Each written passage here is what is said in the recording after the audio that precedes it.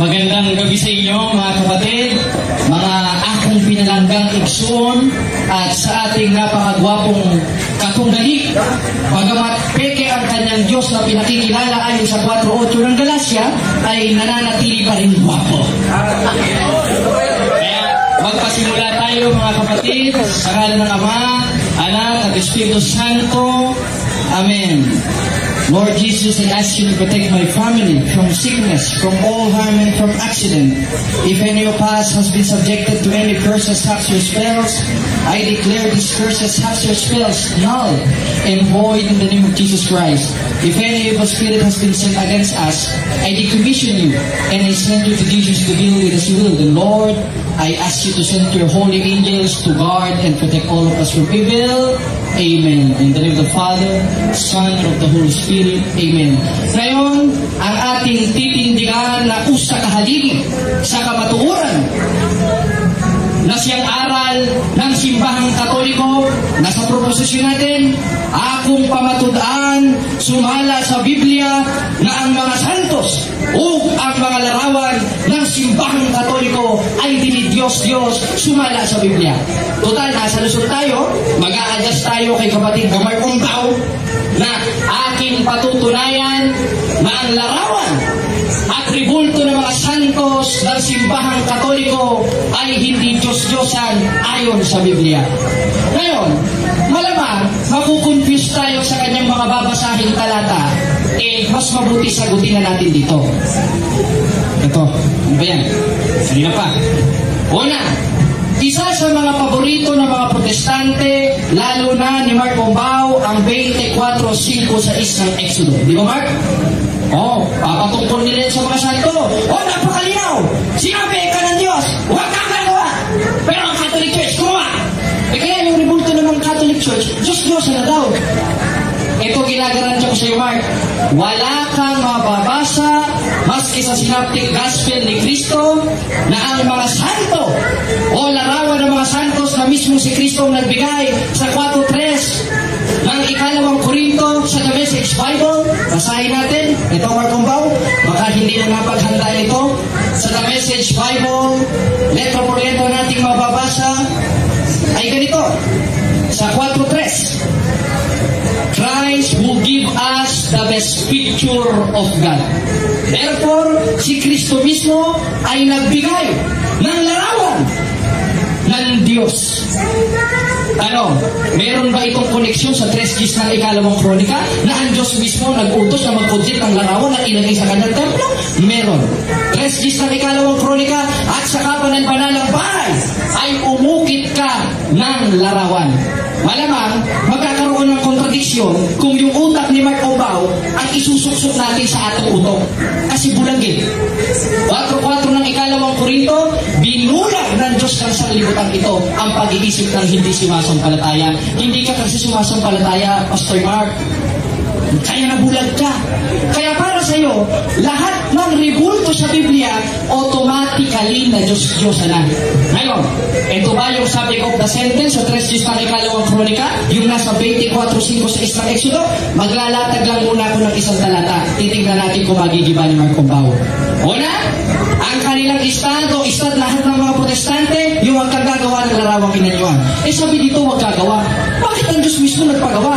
Dahil sa Biblia, kailangan nating maintindihan, may larawan ng mga banal at larawan ng mga balbal. Pastor Mark Umpaw. Ngayon, ano yung mga larawan ng mga balbal? Yun yung subject of the sentence sa Isaiah. Yun yung subject of the sentence sa ang kanilang mga Diyos sa nayaring pila. May matang hindi nakakakita. May ilong na hindi nakakaamoy. May bibig na hindi nakakapagsalita. Kung yun ay applicable sa lahat, paano yung kapitbahay namin? Bulag yun. May matang hindi nakakakita. Diyos na pala para kay Mark Umpaw yan. Paano yung bilihan sa amin ng ulam? Napakababa dahil tinaasan yung kalsada, bibili ka, luluhod ka. Sinasamba na pala natin ang ulam. Dahil kailangan natin maunawaan, Mr. Mark Umpaw, na hindi lahat ng pagluhod ay pagsamba sapagkat originated. Ito, hawak ko ang mga translation, Mark Umpaw. Solid references ito. Sa 7:6 mismo ng Josue, may mga propetang nagpatulabas sa larawan. Kasi yun ang konklusyon nila. Okay naman daw ang larawan. Wala naman daw problema, wala akong tutol doon. Ang masama daw, pag sinamba. Wala namang araw sa Catechism ng Catholic Church na sumamba sa larawan. Kundi nire-respeto, gaya ng ginawa ni Propeta Josue sa 7:6 ng Josue, na ang ginamit na Hebrew term ay pre-sepe-sepen. Ayon mismo sa Hebrew Interlineal, kneeling down without intention of worshiping. Pagluhod, pagpapatirapa, na walang intensyon na pagsamba. Para sa kanya, pag lumuhod, sumamba na. Baka hindi ka nagbabasa ng Greek. Hindi ka rin nagbabasa ng Hebrew. Pinalanggan mong baw. Bakit? Dahil magkakaroon ng kontradiksyon. Kontradiksyon. Maraming kontradiksyon. At mangyayari lamang yan pag pinaniwalaan natin ang mga bulaang manangaral. Isa ka na doon, Mr. Mark Ombao. Saan mababasa? 24:24 Mateo, sapagkat maraming magsisiparito ng mga bulaang propeta. Isa ka na doon. Bakit? Nagsariling interpret. Lahat daw ng pagluhod ay pagsamba. Hindi niya nabasa yung original translation sa 7:6 ng Josue na ang nakapaloob ay pre-sepe-sepen.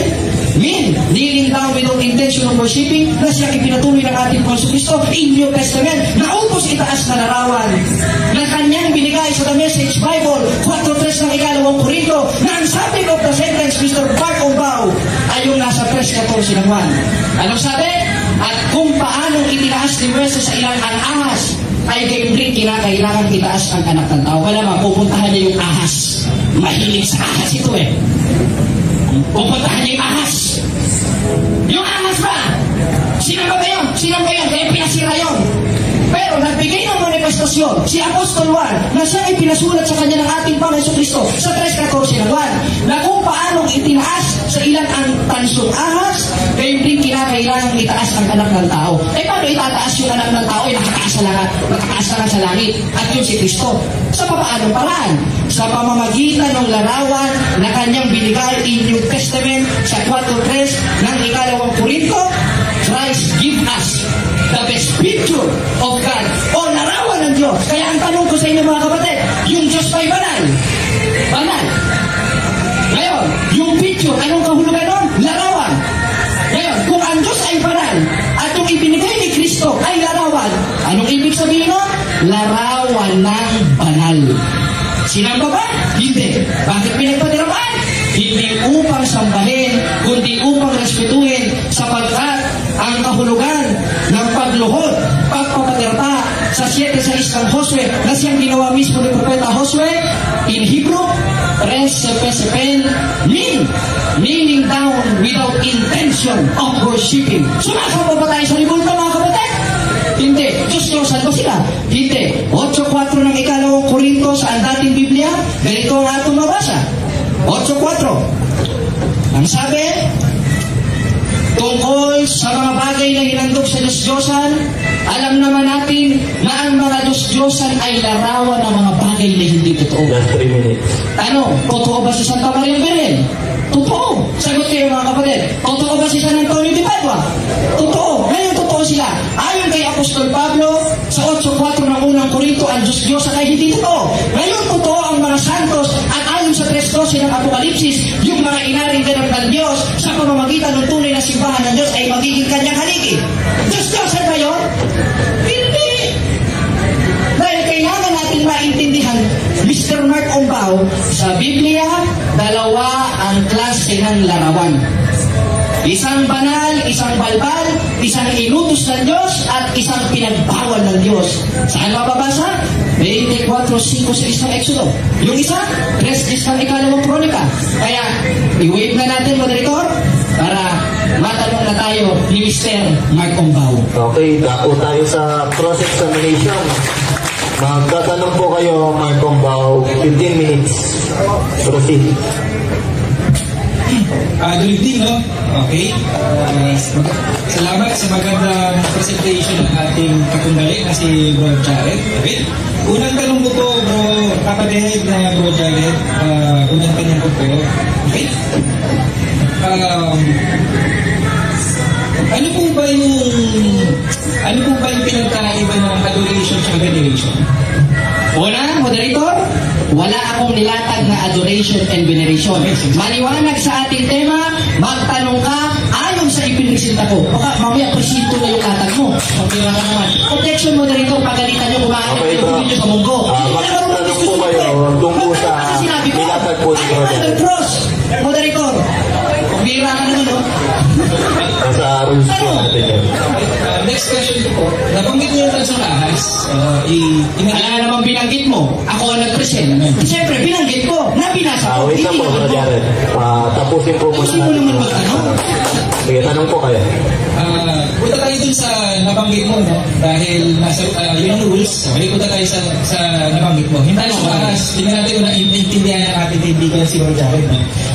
Tama po ba na yung tansong ahas ay kinumpara sa Son of God, kay Kristo? Tama po bang kinumpara yan? Basahin natin. Total, hindi kategorikal ng kanyang tanong, moderator. Rule 3:14 ng 1. At kung paanong itinaas ni Moises sa ilan ang ahas ay gayon rin kinakailangan itaas ang anak ng tao. Sa papaanong paraan, ngayon si Kristo nga sa langit na, sa pamamagitan ng ibinigay niya, mismo sa mga apostoles, mismo sa mga disipulo, sa 4:3 ng ikalawang Korinto, sa The Message Bible, picture of God. Sino ba yung Diyos? Hindi man pwedeng ikaw. Lalabas Diyos na talagang literal yun. Yung Diyos na yun, 5:20 ng unang 1, yung naparito, nagkatawang tao, may larawan, at yun ang ating Panginoong Jesucristo. Sunod na tanong, Mr. Okay, next question. Hirap-hirapan mo naman. Baka mamaya, basahin mo 5:7 may Deuteronomio. Baka meron dyan, search. Okay. Final question sa tansong ahas, no? Okay. Paano po sinamba yung tansong ahas? Tama ba sinisindihan ng insenso yun? Tama po ba na sinisindihan ng insenso? Tama? Unang-una, wala akong nilatag na sinamba, nilagyan ng insenso. Ang nilatag ko, sinamba, pero walang insenso. Matuto ka ng disiplina. Maliwanag na maliwanag, hindi mo nagigiba sa 3:14 ng 1, utos itaas sa bagong tipan ang anak ng tao sa pamamagitan ng kanyang larawan na binigay sa 4:3 ng ikalawang Korinto na siyang larawan ng mga santos at pwede pang maging haligi ayon mismo sa 3:12 ng Apokalipsis. Huwag pupunta sa ahas. Sabi ko sa inyo, may hilig sa ahas ito eh. O, sunod na tanong, Mr. Rombao. Wala na kita dyan sa tansong ahas, no? Okay. Nabanggit mo yung balbal at banal na ribulto o larawan. Okay. Yung tansong ahas po ba, balbal na ribulto na pinagawa ng ating Diyos? Balbal po ba? Kategorikal? Okay. Noong una, hindi. Sapagkat inutos ang ating Panginoon Kristo. Pero nung sinamba, naging balbal na. At wala namang utos sa Catechism of the Catholic Church. Katunayan, nasa our Catholic page, page 220, we do not worship the same. Catechism of the Catholic Church, this is the official doctrine of the Catholic Church. We worship only a one God in three persons. Sino yun? Ama, Anak, Espiritu Santo. Hindi naman pwedeng ikaw, Espiritu Santo ka. Sunod na tanong. Next question. Okay, Mr. Rombao. Wait lang po, Bro Jared. Huwag niyo pong sasabihin yung Espiritu Santo po. So, proceed tayo, bro.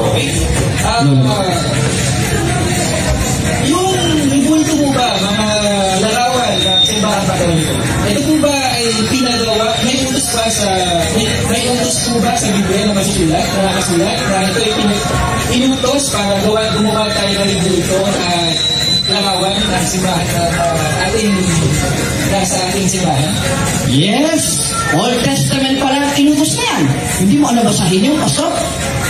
List ng ikalawang kronika, maliwanag sa aking presentasyon na sa kanyang kabanal-banalang bahay umukit ng larawan. Malamang, alam ko na yung itatanong mo, basang-basa ko na kilos din yun, dahil istan ko yan eh. Meron ba kang mababasa dyan, pinagawa, larawan din sa Maria. Ang Hebrew word niyan, alalahanin mo Mr. Mark Umbao, is meklaet. Human graven images, kahalintulad ng larawan ng Iglesia Katolika. Katunayan, ayon mismo sa mga kamag-anak ninyong protestante, hindi namin kamag-anak ito, dahil paki itong mga ito eh. Anong sabi? Ayon mismo dito sa Bible commentary, ayon mismo sa kanyang komentaryo sa 3 ng ikalawang kronika, basahin natin ha. Ayan, anong sabi? Ito, nakalagay. All that was visible inside the temple was gold, the symbol of deity. Ano ba yung deity?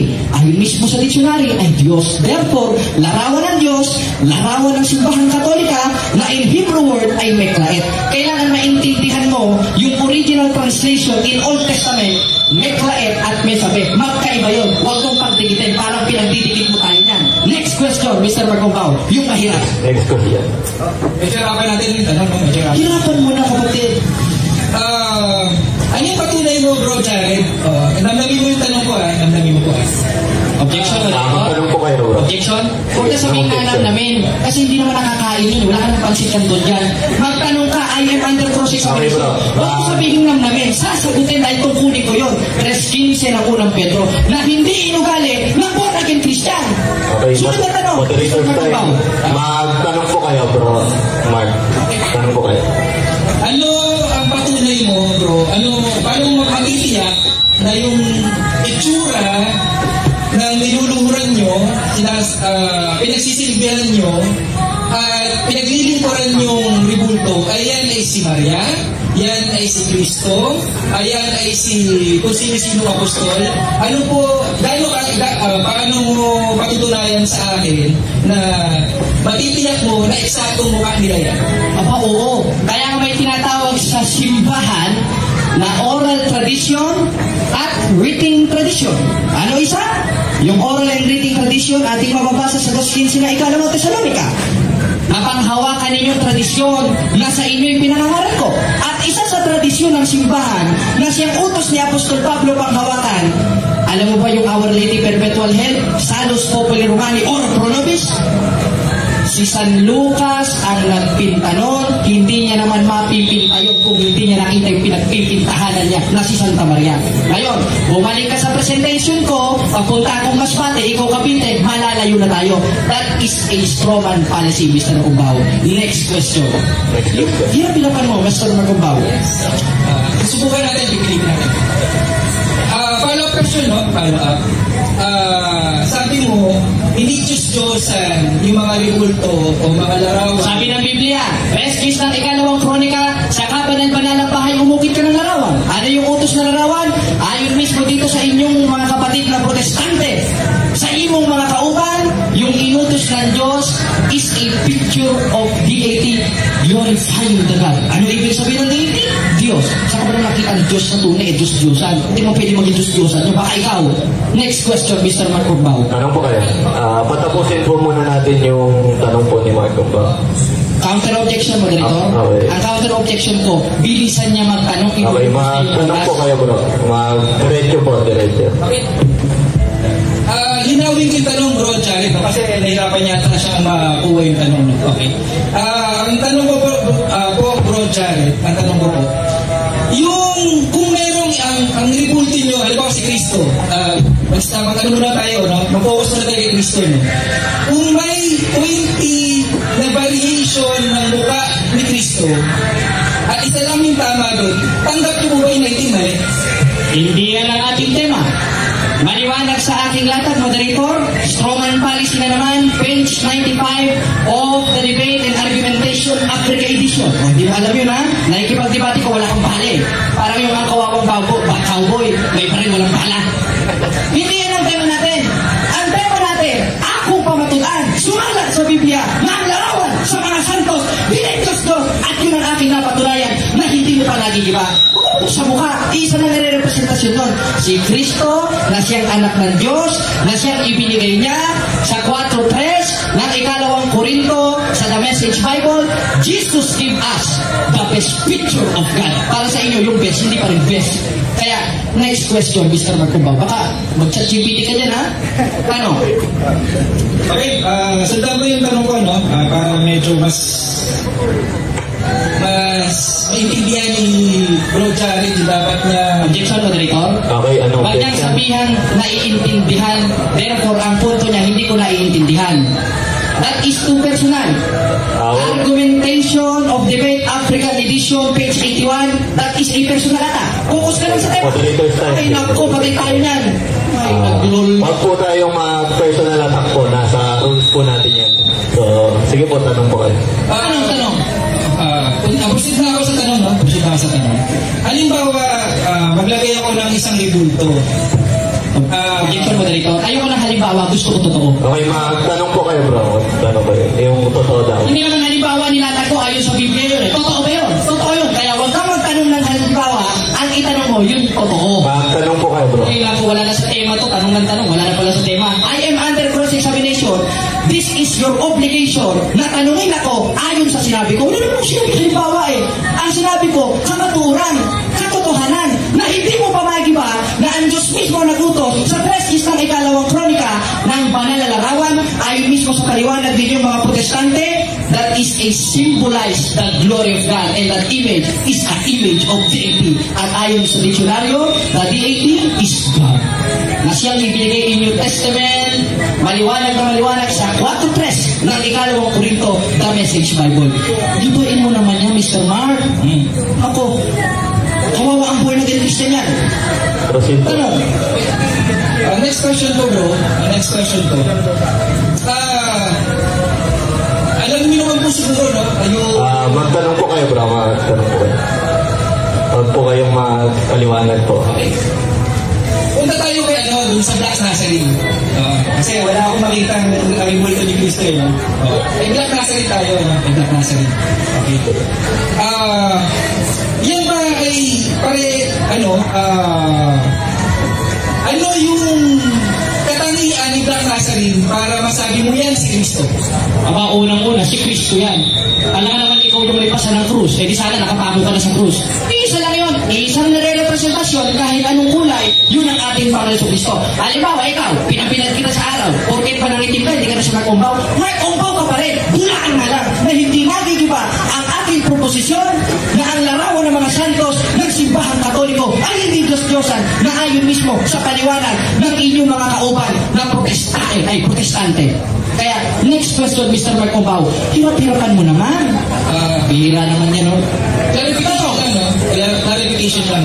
Objection, moderator. Okay. Magtanong siya, yung walang Okay, tanong po kayo, bro. Tanong po kayo. Tanong na lang.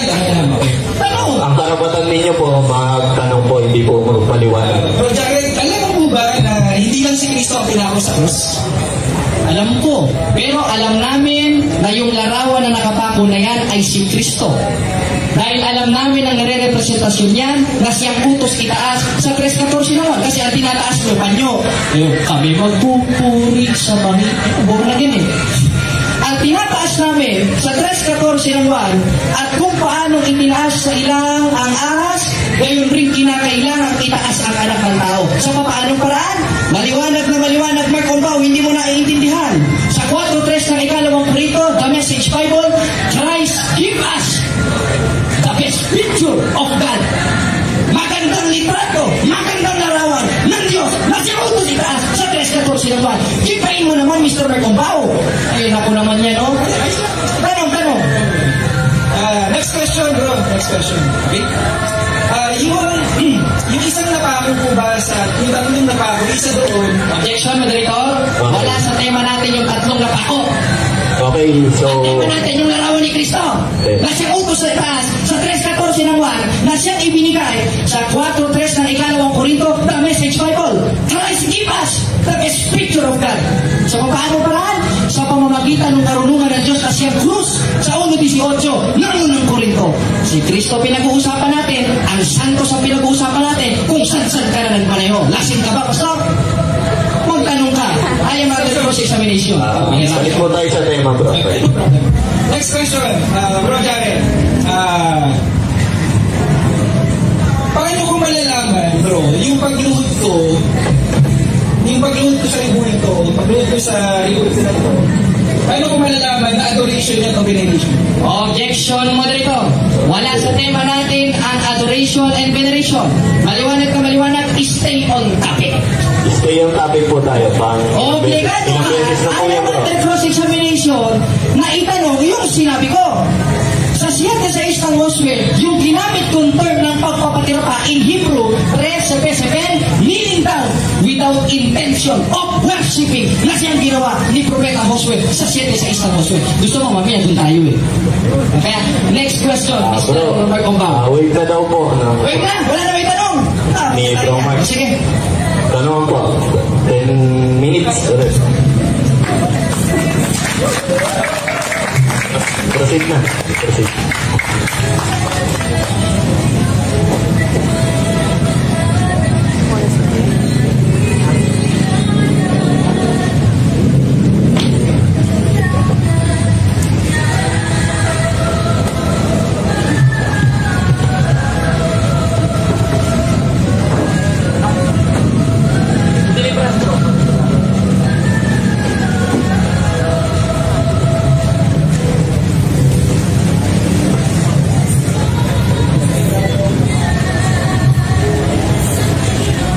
Global test, hello. Okay.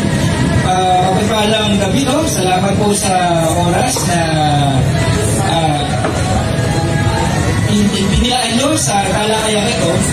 Naniniwala po ako na hindi ito masasayang dahil po ito ay pag-aaral ng kanyang salita, no?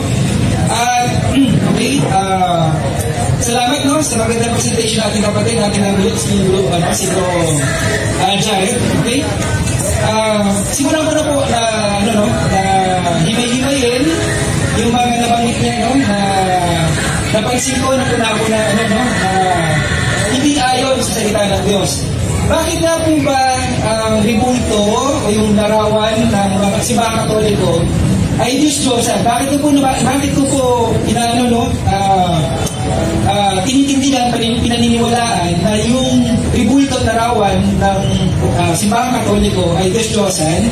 Ay magbibigyan ko ng mga talata at ng katuwiran, no? Pero bago ako pumunta dyan, simulan ko muna sa isang paglilinaw o isang disclaimer, no? Hindi ko po nilalahat, tandaan po natin, no?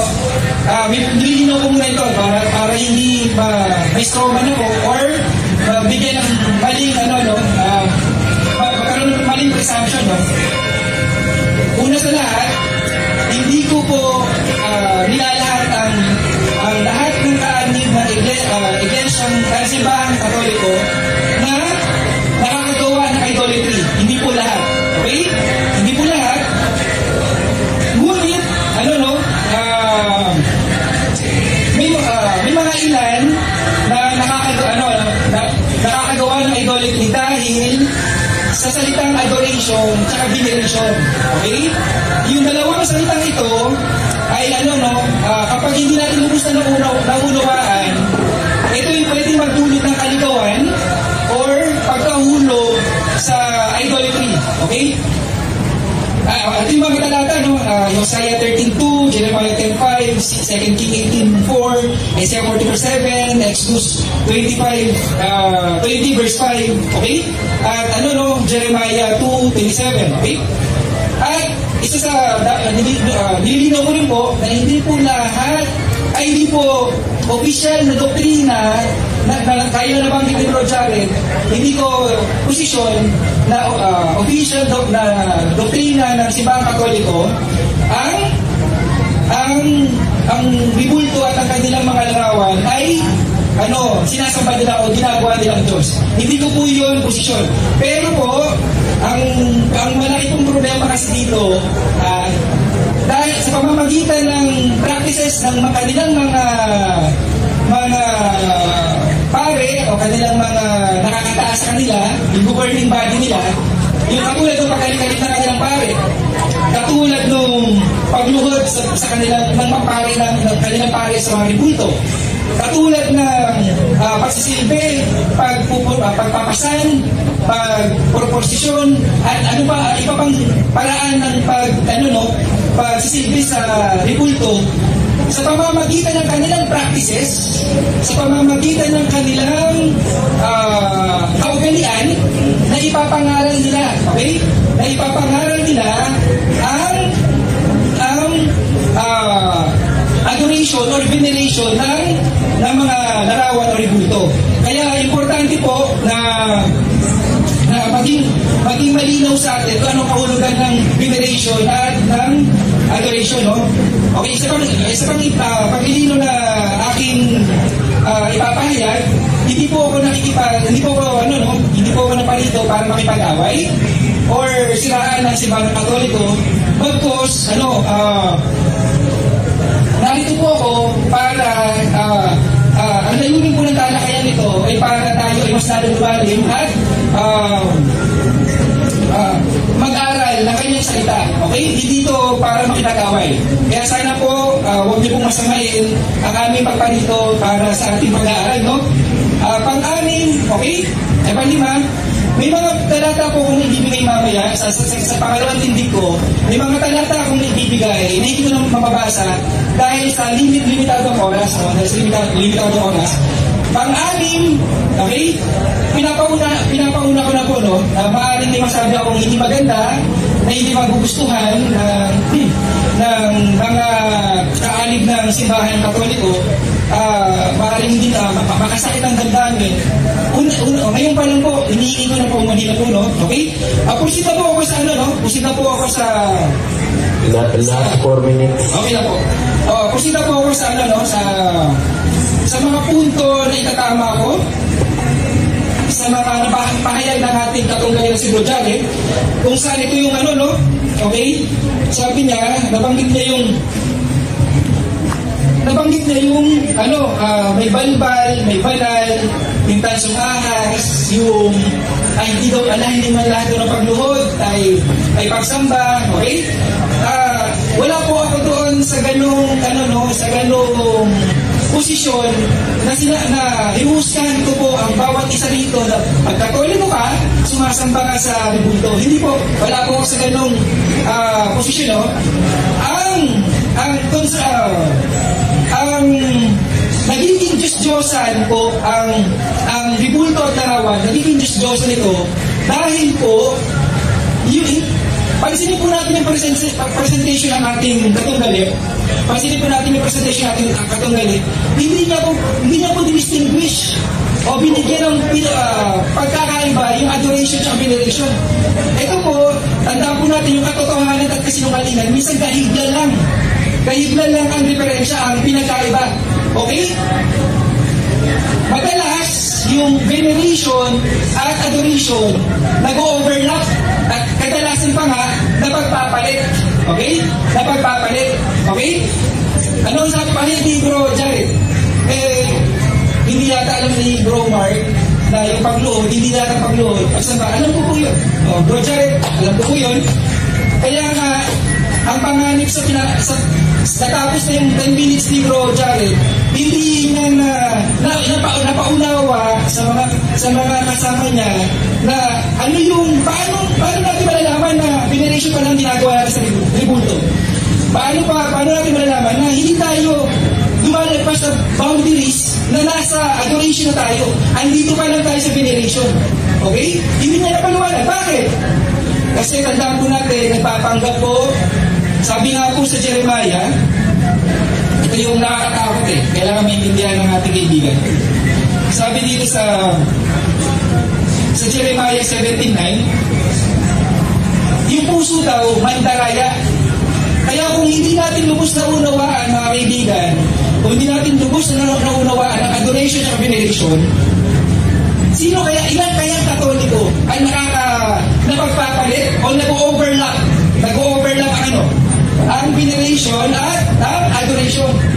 Na minsan pinawawalang bahala ng mga kapatid nating mga namumuno sa simbahan ng Katoliko at mga mga CFP o mga mangaral ng Katoliko na hindi nila naintindihan halos magpo-focus ako dun sa lahat ng pagluhod, pagsamba. Magpo-focus muna ako dun, Kailangan ipaunawan natin to, Okay? Yung adoration at veneration, present ng pagsamba. Ang kahulugan po ba ng veneration ay pagsamba? Marami ako nakausap na CFD, ang kahulugan sa kanilang veneration ay pagsamba. Present yung pagsamba. Yung paggalang, sa adoration at sa veneration, parehas na napapaloob sa adoration at veneration ng paggalang. Ang pagpapahalaga, ang pagmamahal, ang pananalangin, napapaloob sa salitang adoration at napapaloob sa last 1 minute. Sa veneration, adoration, veneration. Yung paghalik, napapaloob din po ba sa veneration? Ganun din naman sa adoration. Yung pinapasad, ang ribulto, napapaloob ba yan sa veneration? Napapaloob din yan sa adoration. Yung sinisindihan yung ribulto, na incense or na kandila. Yan po ba ay nasa veneration? Yes. Nasa adoration? Yes. Yung pagtira pa, nasa veneration, nasa adoration. Yung dumadalangin tayo, nasa veneration, nasa adoration. Anong maintindihan natin? Mamaya, pagbibigyan natin ng pagkakataon nito kaibigan natin, magaling na mahusay na defender ng aral ng Katoliko, bibigyan natin ng pagkakataon ito, ipaliwanag Okay, ayun na po. Adoration. Salamat. Second, sa cross-examination tayo, Bro Jared. 15 minutes. Okay ka na ba, Bro Mark? Ready? Sang-ayon ka ba sa ating tema na patutunayan ko na ang larawan ng mga santos ay Diyos-Diyosan? Sang-ayon ka sa tema na patutunayan ko na ang larawan ng mga santos ay hindi Diyos-Diyosan? Sang-ayon ka hindi? Ay, sangayon. Ayun, mga kapatid. Okay, proceed. Ngayon, sang-ayon ka? Ayon sa ating tema, alin ang hindi Diyos-Diyosan? Ayon din sa ating tema, yung larawan ng mga santos, gaya ng simbahang Katoliko, o larawan ni Buddha? Kategorikal. Parehas. Para sa Diyos. Objection, Madrito? Okay, anong Ang objection? tanong ko, kategorikal, you should answer that categorical. Hindi pala marunong sumagot dito. Okay. Sagot pa siya. Okay, moderators time. Sagot po kayo, categorical.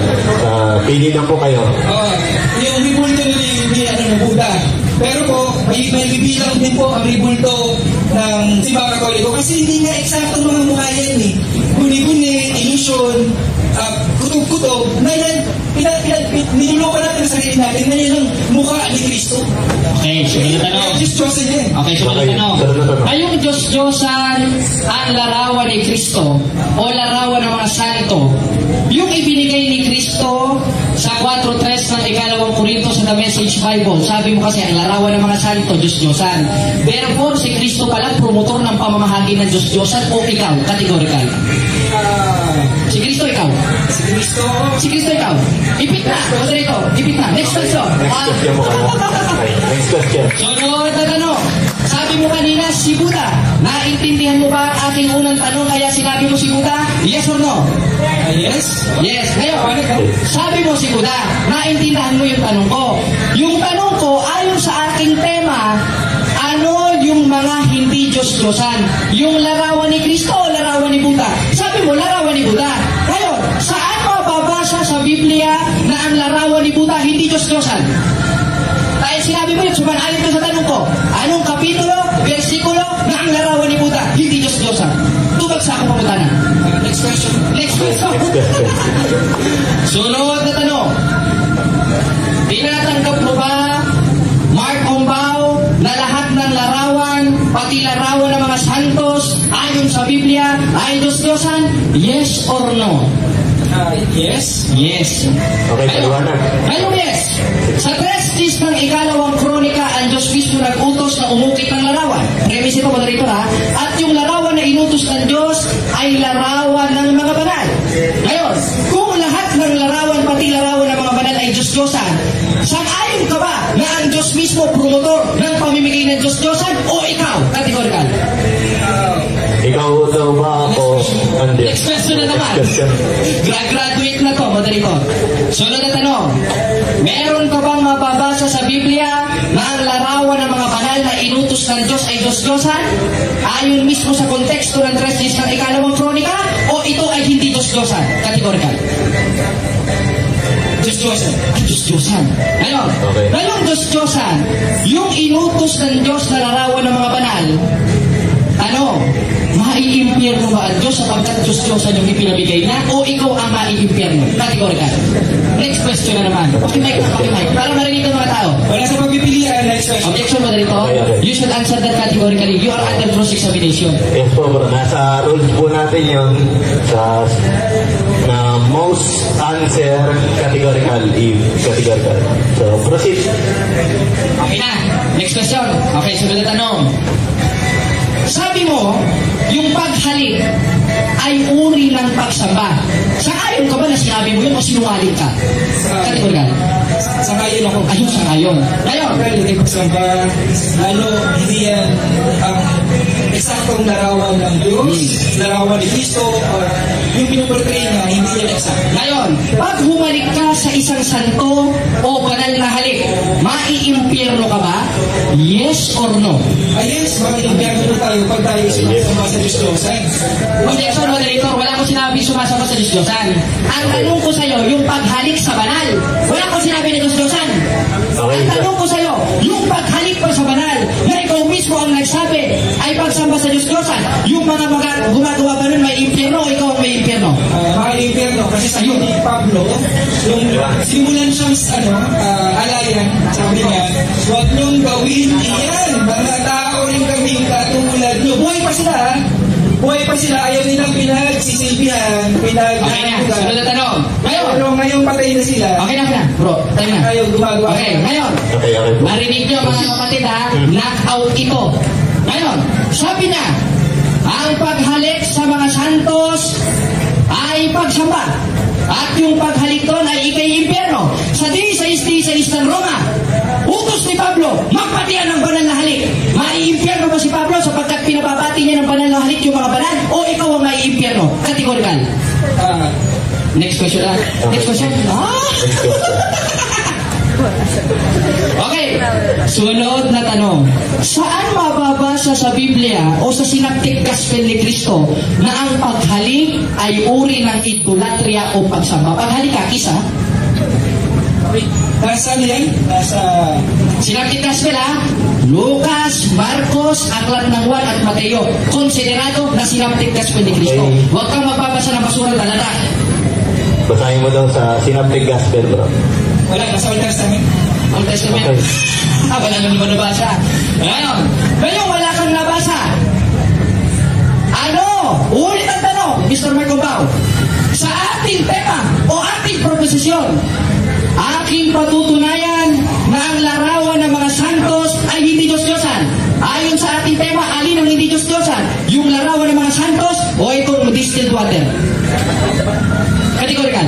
Yung distilled water, ay yung ano pala, yung ito ng ano, kasi ito. Ayon sa ating tema, objection ko. Okay. Ayon sa ating tema, pinirmahan niya, nagpirmahan kami kanina sa kumpento, patutunayan ko na ang larawan ng mga santos ay hindi Diyos-Diyosan. Ngayon, ayon sa ating tema, Marcombao, alin ang hindi Diyos-Diyosan? Yung larawan ng mga santos, gaya ng nakikita mo? O itong distilled water? Categorical. Yung larawan, ribulto na inikilala. Categorical po. Categorical, bro. Sagot po kayo dun sa Categorical. Yung categorical, yung Ayoko nang yung objection, moderator. You are under cross-examination. Huwag ka naman naipit. Kung hindi nyo po kayang sagutin, mag-next question na lang po tayo. sabi ko, yung larawan ng mga banal, Ayun, larawan ng mga banal. Hindi pala Diyos-Diyosan. larawan na guni-guni. Larawan sa Salamat. Ngayon, tinatanggap mo na ayon sa ating proposisyon, ang hindi Diyos-Diyosan ay larawan ng mga banal. Si Santa Maria ba ay banal? Kategorical. Banal, ayun, pinaging banal, okay? Pero po, ang problema po nga iba-iba yung variation iba-iba ang mukha ng Maria, kaya ipagtabi-tabi natin yung mga ribulto. Kung ako lumuhod dito, iba yung mukha na ko, sa iba doon, alin ang tama? Okay na. Alin ang tama? Alin tama? Kaya lumuhod ako, ibang Maria. Ay, Diyos-Diyosan. Okay na, ngayon. Kung ayon mismo sa iyong sagot, Diyos-Diyosan ito, sa 3 ulit ng ikalawang kronika, iipitin kita dito, Mr. Marcombao. Baka matiwalag ka sa inyong relihiyon. Sa 3 ng ikalawang kronika, yung ginamit na term ay meklaet, graven images, at ang Diyos mismo ang nagutos. Tanong, itong larawan na ito, graven images ba o meklaet? O bote ng tanduan? Categorical. Graven image. Ayun, graven images pala. Salamat. Proceed. And inumos pala ng Diyos. Okay, paliwanag ka bro, paliwanag. Hindi pinag-utos, mula Genesis sa Revelation, balik-balik ka ng Biblia, wala tayong magbabasa, nagawan sila ng tributo, gawan sila para luhuran, pasanin, pagsilbihan, halik-halikan, wala pong kahit balik-balik kayo mo, pakuputihan mo naman, mabukihan, mamamatayan mo naman. Okay na. Ibig sabihin, Mr. Marcombao, ang pagpuprosesyon pala at pagbubuhat sa mga larawan ay ikai-impyerno o ikaw ang may impyerno? Ikai-impyerno, pagka huwag na litrato, itsura ng nire-representahan. Okay, sunod na tanong. Makita mo, ang larawan ng yung birthday mo, makita mo iba ang larawan. Okay na bro? Okay na. Hindi ka magagalit? Okay na bro. Okay na. Nagalit natin. Hindi ako magagalit. Girlfriend ko yun eh. May girlfriend ka rin po. Pakialaman.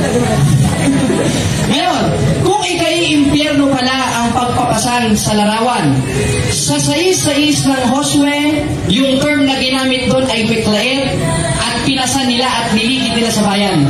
Pag sinabing Meklaet, graven images o human graven images, kahalintulad ng larawan ni Santa Maria, maiimpyerno ba yung pinagkakatiwalaan ng Diyos dahil nagpasan sila ng larawan at iniligid sa bayan? O ikaw at ang buong born again Christian sa buong o sa buong Pilipinas ang maiimpyerno? Sino? Yung mga propeta ng Diyos na nagpasan o kayong lahat ng born again Christian na sa demonyo? Yung mga propeta ng nagbuhat. Objection mo dito. Ang tanong mo kategorikal. Hindi na makasagot ang kategorikal. Bro Jared, huwag niyo pong sasabihin po na sa demonyo po. Ito, moderator. Ito lang, moderator. Ang tanong ko sa kanya, napakadali. Sagot po kayo, kategorikal. Ngayon, ang tanong ko sa iyo, inamin niya kanina, mga kapatid, mga igsuon, nasa 6:6 ng Josue, ang pagpapasan ng larawan ay makaiimpyerno. Yung mga propeta ng Diyos na pinagkakatiwalaan niya, sa 6:6 ng Josue, nagpasan ng rebulto na in Hebrew ay Meklaet, kahalintulad ng larawan ng Iglesia Katolika. Maiimpyerno ba sila o ang buong born again Christian ang maiimpyerno kasama ka? Kategorikal. Mamili ka sa dalawa. Kategorikal. Yung mga propeta. Objection, moderator. Okay, so sagot po kayo, kategorikal bro. Hindi kategorikal. Kategorikal. Pakiulit na lang po. Hindi mapipilihan ko dalawa. Hindi, kategorikal. Sino maiimpyerno? Sino na nagbuhat ng larawan ng mga propeta ng Diyos na pinagkakatiwalaan ng Diyos o ikaw? Sagot. Okay, sagot po. Silang nagbuhat o ang bubuhatin. Objection, moderator. Okay, sagot po kayo sa bro. Ay, naku, hindi naman Naisipin sagot po sa kayo bro. Moderator sa Naisip na. Ang kategorikal ko, yung nagbuhat. Ah, sila maiimpyerno. Salamat. Kung ang bubuhatin ay bubuhat na imahe. Okay. Sunod na tanong. Sabi mo, maiimpyerno sila kung ang binuhat nila huwad na imahe. Ngayon, yung binuhat nila na inutos ng Diyos sa in Hebrew ay Meklaet. Banal na larawan ba yun? O balbal na larawan? Okay. Graven images na Ang tanong ko sa'yo, banal o balbal? Banal daw ba o balbal? Dahil andun yung presence. Objection mo Okay, dito. sagot po kayo, kategorikal po. Sagot. Wait lang po. Huwag po tayong sabay-sabay. Dahil yun, banal. Salamat. Ang Ark of Covenant, dahil Ark of Covenant, sa pagitan ng dalawang kerubin, andun ang presensya ng Diyos. Sa mga hindi nalalahan ng presensya ng Diyos sa gawa ng kamay ng tao.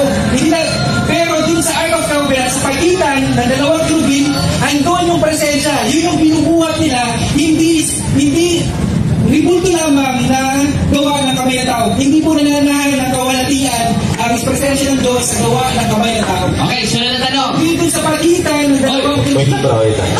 Tapusin mo na natin. Okay na? O sige, pinubos mo oras eh. Okay, sunod na tanong.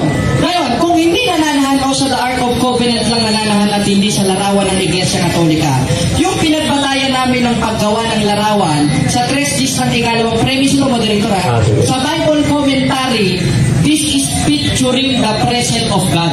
Ngayon, kung ang nasa 3 ng ikalawang kronika ay may presensya ng Diyos, ang Hebrew word na ginamit ay Meklaet o graven images. Tanong ko sa iyo, graven images ba ito, kahalintulad na inutos ng Diyos at nandun ang presensya ng Diyos, o ikaw yung graven images? Ang sagot ko bro, Kategorikal. Kategorikal po. Oh, kategorikal. Yung kategorikal sagot ko, graven images. Ayun, Okay, graven images pala. Salamat, umami na naman. Pero Old Testament yan, wala pa sila Maria, mga doon apostol, si Kristo. Kaya ang layo ng inuhubutan mong talata. Pero Jared, huwag mo natin pilipitin ang nakasulat. Objection, moderator. Huwag yung sasabihin pinipilipit. Wala akong pinipilipit dito. Pinipilipit pa ako dito ng talata. Pinabasa ko, hindi ko pinipilipit. Mamaratang ka. Tinan mo, kamangmangan na yan eh. At ang pag-iisip ng kamangmangan, dito ka bro. Sa 24:9 ng kawikaan kasalanan, nagkakasala ka sa sinasabi mo. Di naman ako pumipilipit dito eh. Nagsasalita ako, namamaratang ka. Pero bira ka naman yun. Ngayon, sunod na tanong. Kung wala ang larawan doon ng Santa Maria Virgen, yung word na Meklaet graven images o human graven images, ang tanong ko sa iyo, si Santa Maria ba ay human? Kahalintulad ang nasa 3 ng ikalawang kronika na human graven images o alien si Santa Maria? Kategorikal. Graven images na Ang tanong ko sa iyo, human graven images si Santa Maria? Graven images. Ayun, human graven images. Salamat. Ang problema, yung pinaghuhugutan ng talata, ay hindi po patungkol sa mga 12 apostles, kay Kristo, hindi po sa mga pinagagawa ng mga ito. Sunod na tanong. Ngayon, kung graven images o human graven images ang nasa 3 ng ikalawang kronika, at si Santa Maria ay human graven images na ating nakikita ngayon, magkaparehas pa yung inutos ng Diyos at yung larawan ni Santa Maria ngayong parehas na graven images? Magkaiba. Yes or no?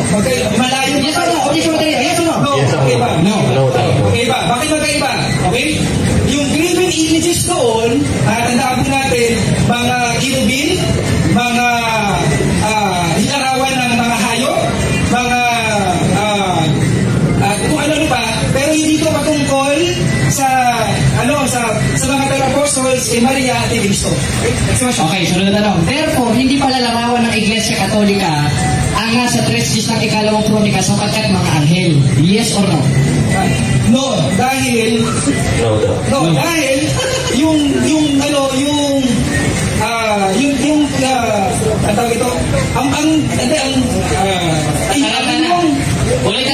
Ulitin ko lang yung tanong kasi nakataranta si Mr. Marcombao. Ngayon, kung hindi larawan ng Iglesia Katolika ang nasa 3 ng ikalawang kronika, gaya ng sinabi mo na inutos ng Diyos, sang-ayon ka ba sa sinabi mo o yung sa sinabi na itong manunood? Sangayon ako sa itang sulat, no? Hindi, objection mo, Director. Naipit na naman. Ang tanong ko sa iyo, sang-ayon ka ba sa sinabi mo na ang nasa 3 ng ikalawang kronika ay hindi larawan ng Iglesia Katolika sapagkat anghel? Tinatanggap po ba yun? Yes or no? Tinatanggap. Ayun, tinatanggap. Kasi po, nandun ang nasa kronika, ito po ay kirubin, okay? Yung dalawang kirubin na yan, hindi po dyan nananahan ang presensya ng Diyos. So, dito sa pagitan. Bro Jared, okay, sunod na tanong. Sunod na tanong. Okay na, bro. Nasa pagitan, wala dun sa graven images. Okay na, sunod na tanong. Ngayon, kung hindi larawan ng Iglesia Katolika ang nasa 3 ng ikalawang kronika sapagkat mga anghel, tanong, itong larawan ng Iglesia Katolika, anghel ba kagaya ng nasa 3 ng ikalawang kronika? O ikaw to? Kategorical. Anghel. Ayun, anghel pala. Hindi parehas. Pero hindi yan yung nasa Arca Covenant. Hindi ganyan yung Parehas pala eh. yung nasa Arca Covenant. Magkaiba po ang description. Ibig sabihin, guni-guni lamang nila or pinapaniwala nila sa sarili nila na pareho. Kahit na magkaiba. Okay? Next question. Okay. Ngayon sabi mo guni-guni. Saan mababasa sa 3 ng ikalawang kronika na yung pinagawa ng Diyos ay guni-guni? Wala po. Ayun, wala. Ito yung wala sa Biblia sinasabi mo. Okay, sunod na tanong. Sunod na tanong. Ito ha, pagbibigyan na kita, Bro Mark. Kasi baka maano ka sa point ako eh. Pagbibigyan kita. Sabi mo sa Old Testament lang. Ngayon, babasahin ko ulit yung hindi mo maigibang talata sa 4:3 ng ikalawang Korinto. Christ give us the best picture of God na in Hebrew ay may quiet. Okay, last 30 seconds. Last 30 seconds. Ngayon, meron ba kung nabasa sa New Testament dahil ang sabi mo mababasa lang sa Old Testament ang mga larawan ng mga santo? Paano? Itong ikalawang Korinto 4:3 na si Kristo mismo ang nagbigay ng larawan ng Diyos. Old Testament o New Testament? Kategorical. New Testament. Ayun, hindi meron pala. Para sa paliwanagan, sabi dito sa 2 Corinthians 4:3, Ito basahin mo, bro. Objection mo dito. Ebanghelyo, Objection mo dito. lukbungan pa. Tayo na. May kalukong sa mga pamamahamak. Wala po yung sasabi na, Tayo mo, bro. Okay, proceed tayo sa... Next question. Tayo mo, bro. Tayo na po, bro. Okay.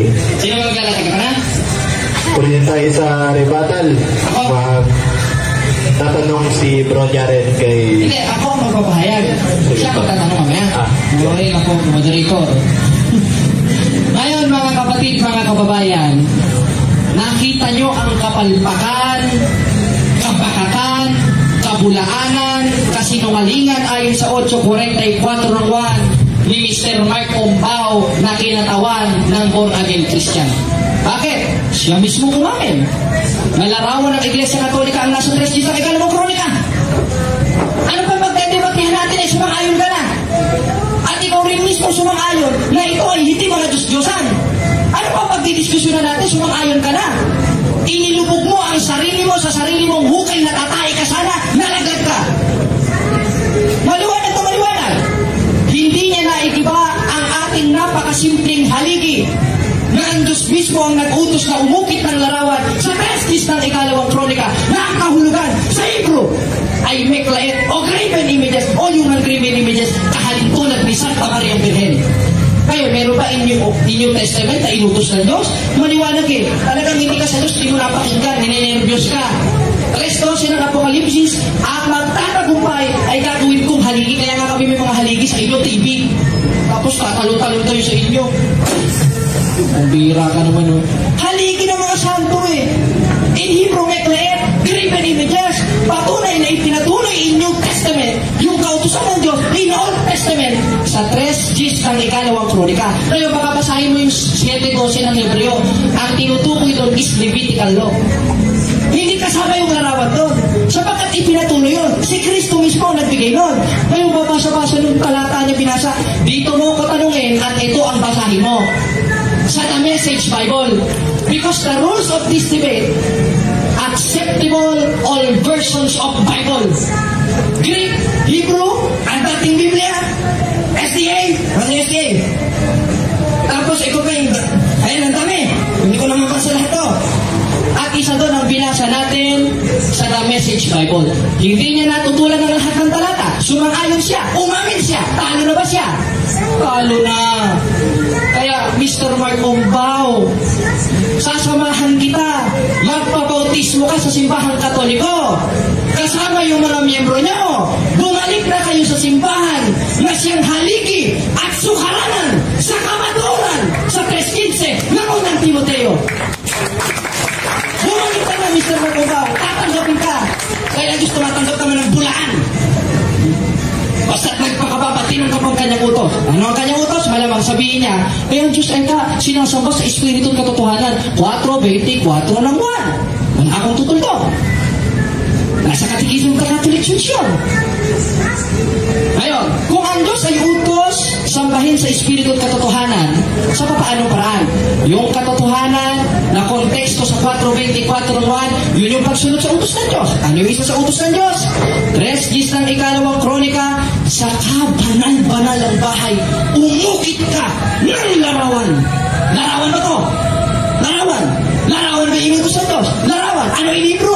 Meklait o human graven images kahalintulad ng mga santo ng simbahang Katoliko, sapagkat wala kang mababasa na ang larawan ng mga santos na inutos ng Diyos ay konsiderado na Diyos-Diyosan ayon sa Biblia. At ikaw na mismo ang umamin nun, Mr. Mark Ombao. Kaya congratulations, Mr. Mark. Okay na? Congratulations sana sa iyong pagkatalo sa diskusyon na ito. Malamang may mga itatanong ka. Alam ko, iipitin mo ko, pero never kang makakaipit basta si Brother Jared ng Catholic Faith Defenders ang makakalaban mo. Dahil babasahin mo pala, alam ko na ang babasahin mo sapagkat dati akong protestante. Dating protestante. Bakit umalis?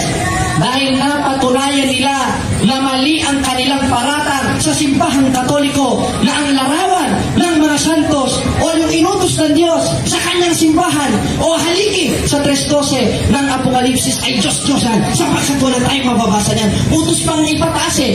Kayo naman pinupukpok nyo ng martilyo. Utos itaas. 3:14 naman. Ang ginagawa ng born again Christian, pinupukpok ng martilyo. Tama ba yun? Ay nako. Insensado. Mga kapatid, mga kaigsunan. Nagpa-print pa siya, may laptop siya, tayo old school. Hindi ko pa nga nabasa lahat yan eh. Kaya, maliwanag, siya lang ang nagpapalabo. Yung ginawa ng mga propeta na inutos ng Diyos sa kanyang templo na ipinatuloy ng ating Panginoon sa Kristo sa 5:17 ng Mateo ay hindi mga Diyos-Diyosan, kundi larawan ng mga banal. Kaso kayo, wala kayong banal. Ang babait nyo. Ito kami born again. Dati ako nagiinom, ngayon hindi na ako nagiinom. Bulaan ka naman. Hindi pala sa rin. Dati ka na nasa simbahang Katoliko ko, hindi ako ng bababae. Ano bababae ko? O ngayon nasa born again ako, hindi. Ako talaga mga born again, mahilig sa ganyan, mga testimonya na kasinungalingan eh. Kaya proceed tayo sa ating tema mga kapatid, mga igsuon. Lahat ba ng larawan ayon ayon sa Biblia, ay Diyos-Diyosan? Sagot kayo, hindi. Bakit? Dahil kung i-consider natin na lahat ng larawan ay Diyos-Diyosan, maski pala yung inutos ng Diyos, Diyos-Diyosan. Yung utos na iprosesyon ng Diyos sa 6:6 ng Josue, Diyos-Diyosan. Kaya tinanong ko sa kanya, kung Diyos-Diyosan, sang-ayon ka ba na ang Diyos mismo promotor ng pagsamba sa Diyos-Diyosan o ikaw? Hindi siya nakasagot. Next question. Hi! Oh my God! Next question. Next question. Talagang hindi tunay na Kristiyano. Dahil kung talagang tunay kang Kristiyano, 3:15 ng unang Pedro, handa ka sa pagsagot. Lahat ng tanong natin, naipit siya, nabugok ang kanyang ulo, at baka mamaya suntuin na siya ng kanyang amang Diablo, ayon sa 8:44:1. Sapagkat pinasasama niya yung mismong utos ng Diyos na banal, kaya ang kautusan ng Diyos ay banal, at isa doon, yung mga banal na larawan na ibinigay mismo in New Testament sapagkat pinatuloy ng Diyos. Palakpakan natin ang Panginoon, mga kapatid. Kaya, Mr. Marcombao, may pagkakataon ka pang mabago. Welcome kayo sa Catholic Church. Kung paano akong tinanggap sa Catholic Church, gayon din namin kayo tatanggapin sa Catholic Church, the one, holy, Catholic and Apostolic Church, founded by Jesus Christ. Mr. Marcombao, may pwede ka pa magdesisyon para malinis ang iyong mortal sin sa pamamagitan ng sakramento ng bautismo. 22:16 ng gawa, magsisi ka sapagkat ang Diyos naman ay mapagpatawad at burahin mo na yung iyong stand na dati ko ring stand. Dahil alam mo, nagdiskusyon tayo noon, protestante ako, I am against the Catholic Church, but now I am the defender of the Catholic Church because I know the truth. The Catholic Church is founded by Jesus Christ. And the teaching of the Catholic Church is came for our Lord Jesus Christ. Gaya ng ibinigay niya na banal na larawan sa 4:3 ng 2 Korinto sa The Message Bible. Tayo na ba? I-wait na natin para makapagtanong na si Mr. Marcombao. Okay, tanong po kayo, 15 minutes. 15 minutes na. Okay, 15. Tabi yan. Gawin mo ng 1 hour. 15. Okay. Unang tanong, bro, Jared. Yung pagsinti ng insenso, adoration, veneration. Objection, moderator. Wala akong nilatag na veneration, adoration, sinti ng insenso. Ang nilatag ko, ayon mismo sa ating proposisyon, na ang Diyos mismo ang nag-utos na umukit ka ng larawan sa kanyang templo at yun ang sinunod ng Simbahang Katolika na ipinatuloy ni Kristo sapagkat ang nagtatag ng Simbahang Katoliko sa 16:18 ng Mateo, ang ating Panginoon Kristo, kaya yung tinuloy na kautusan ng ating Panginoon Kristo, yun ang sinusunod namin sa Simbahang Katoliko. At napatunayan natin sa diskusyon na ito na yung larawan na inutos ng Diyos, ipinatuloy ng ating Panginoon Kristo, hindi Diyos-Diyosan. Diyan mo ko tanungin, Mr. Marcombao. Pinapapunta mo ko dun sa hindi ko nilatag eh. Okay, alam ko technique yan. Objection na ito. That is instrument policy. May counter-objection na kaya? Ano na counter-objection sa ating kaibigan? Nalatag niya yung pagluhod. Kaya gusto ko malaman, yung ba ay adoration o veneration, hindi yung pagluhod, kailangan, baka nagkaunti siya at ating kaibigan. Objection, moderator. Nilatag ko yun in my first stand, not in my second stand. Kaya, ang itanong mo sa akin, yung aking ipinresenta in second stand, not in first stand, because that stand is already resolved. Hindi mo natutunan. Kaya, ang tutunan mo, my second stand, gibain mo. Kung gusto mo, magrenta ka ng bulldozer, araruhin mo, tignan natin kung magigiba mo. Next question, okay, Mr. Marcombao. Ang hatol ko doon, objection granted na ni Bro Jared. Okay, next question na lang po ako, no? Next question po. Nabanggit mo na tinitindigan mo kanina, Bro Jared, baka magka-ambish ka ulit, no? Tinitindigan mo kanina na yung banal na mga ribulto larawan ng Simbahang Katoliko ay inutos magpagawa. Saan punta natin sa Biblia? Pinasa ko na kanina eh. 3:10 ng 2 Kronika, in Hebrew, may klaet sapagkat yun ay larawan ng mga banal. Ang santos ng Iglesia Katolik ay banal. Ipinatuloy ng ating Panginoon Kristo, yung kinanonize ng Church ng mga banal, sa 3:12 ng Apokalipsis ng mga nagtagumpay, gagawin niyang haligi sa kanyang templo. Anong klaseng haligi? In Hebrew, may klaet. na manifestasyon ng kautusan in Old Testament sa prestige ng ikalawang kronika. Kaya, gibain mo yan, Mr. Marcumbao. Baka pwede basahin mo 1.25 ng Roma, maipit mo pa ako eh. Next question. Sundan kita, bro, Jared, sundan kita dun sa second chronicle na ginagamit yung talata. Ano po yung graven images na specific na nababanggit dyan sa second chronicle? Kung sa original translation, human graven images. At ayon naman sa Bible commentary, images that glorify God. Not Satan, para sabihin mo Diyos-Diyosan yan. Maliwanag na maliwanag. Umanta tayo sa original translation, yung inutos ng Diyos ay Meklaet o human graven images. Kasama doon si Santa Maria, kasama doon ang mga santos, kasama ang mga balaan ng simbahan Katoliko.